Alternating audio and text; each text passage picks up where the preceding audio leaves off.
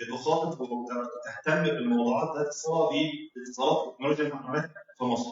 هي جريده متخصصه للمجال ده، هو بنقدر من خلالها نطلع على اخبار المجال، ايه الجديد فيه، ايه الشركات الجديده اللي موجوده، ايه الافكار اللي فيها، الناس دي بتفكر ازاي وعايزه تعمل ايه. خلاص، فهذا التوجه والرؤيه الاستاذ خالد يعني قام بيها يعني مشكورا، وما زال يحمل هذه الامانه. صراحه الندوه دي هو كمان بيعملها يعني واخدها على عاتقه ان هو يلف محافظات مصر كلها ويبلغ الشباب ويعرفهم بيه ايه هي الفرص اللي ممكن تساعدهم ان هم يدخلوا المجال بتاع تكنولوجيا المعلومات، او ان هم يبقوا فريلانسر او هم يفتحوا شركات.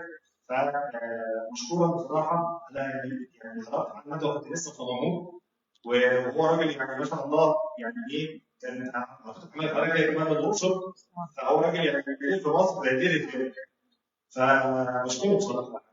ويعني اتمنى دايما النجاح والتوفيق لمجال العالم الرقمي، وبشكر حضرتك طبعا استاذ فاتن يعني في التنسيق والاعداد للندوه هنا. طبعا معانا طبعا تيك مهندس حسين، مدرس مساعد في كليه الهندسه جامعه اسوان، وممثل تيك هنا في مركز الدعم. انا في خلال دقيقتين بسرعه